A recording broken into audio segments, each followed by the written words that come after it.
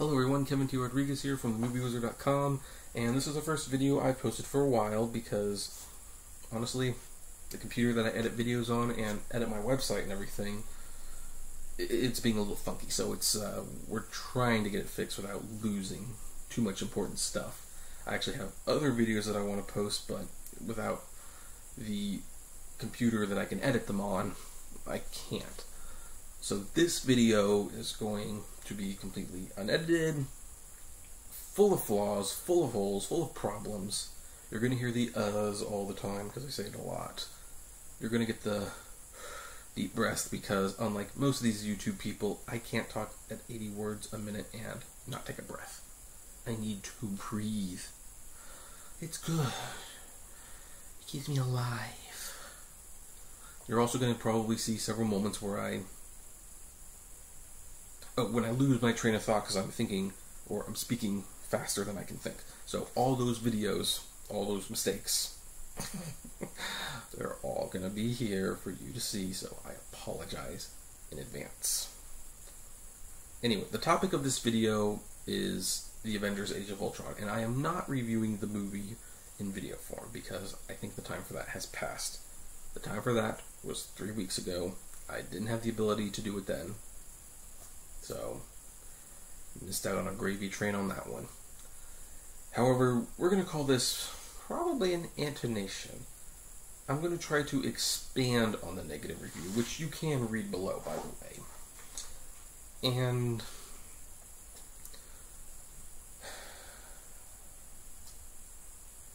see, I'm already doing it. Lost my train of thought. Not even 2 minutes in. Lose the train of thought. Let's see, can I make mumbling entertaining until I get it again? Okay, yeah, I probably can. Here's where I want to go with this. Joss Whedon, the director of the movie, was quoted as saying that the Avengers Age of Ultron broke him a little inside. And granted, he's coming from a different perspective. He's talking about filming the movie, writing the movie, editing the movie, dealing with the corporate suits who insisted he include elements in the movie to set up future films, and he said he would do it, but only if he could do this, and then they said to take certain things out because that would finalize things too much. So, you know, he got frustrated, and he's kind of, in an offhanded way, admitted he's not happy with the final project, because when asked about it, the very first thing, or one of the very first things he said was, oh, well, on the Blu-ray, extended cut with alternate ending. Like, you don't say that to a reporter unless you're not happy with what's in the theaters, because most directors do not consider extended cuts to be the final version of the movie unless what was in the theaters was not what they had intended. So he said Avengers Age of Ultron broke him a little inside. I have to admit, it kind of broke me a little too. After writing that review, and I've known for a while that critics really are not taken that seriously anymore. I mean, there's so much stuff on YouTube, and I mean, Lights, Camera, Jackson's still out there. I mean, you know, and no offense to Chris Stuckman, who's a great film critic or movie reviewer on YouTube, and in general, he does very good reviews. He should not be the best one out there. I mean, the fact that someone on YouTube is schooling the rest of the world on how to do good movie reviews, that's scary. But here's the thing about Avengers Age of Ultron. When I wrote my review, I wrote it a week in advance, because I got to see the movie in advance. So, I didn't know what the general consensus was going to be. I really didn't. But when I watched it, it seemed to me as obvious as it was like watching Phantom Menace and Mockingjay Part 1, that it was such a bad movie. No one in their right mind could defend this. And I was sort of right. I really was. I mean, granted, the majority of the reviews for this movie have been positive, but in grade only. Reading the Entertainment Weekly review for this thing is especially fascinating because they gave it a B or a B minus, which is definitely a recommendation. But when you read the review, it reads almost like a negative review. Like they really didn't like it, but they just couldn't bring themselves to give it a bad grade.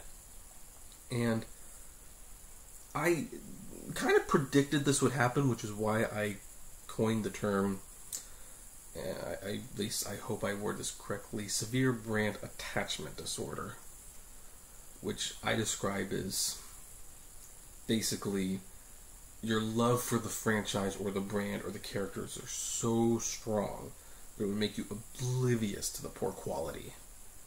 And I've seen it happen enough times where I feared it would happen this time, because the Avengers has so much love for it. Like, so many people have been waiting for the last 4 years for this, that there was part of me that was thinking no one in their right mind could defend this movie. But you know what? I could very well be wrong on that. And the public proved me wrong. They proved that they were willing to pay to see it, that they liked it, regardless what was in it. In fact, most people who I ask, well, why did you like that movie? Their response is, it was fun. And can't argue with that. But it was so discouraging. Like, this movie's making so much money getting all these people to like it, and there's nothing there. I mean, there isn't, folks. Can you still actually explain to me why anything in that movie happens for any reason? You know, a robot gets created to save mankind. It looks over the world and decides the world's beyond saving, so it wants to destroy everything. Okay. I've accepted that before. But the robot's only alive for 30 seconds and it decides this. I actually was more interested in how he came to that conclusion, how he was even able to differentiate the fact that there was good and bad, and, you know, if he can connect to all these servers, yes, he sees all the bad, but can't he also see all the good? The movie was just...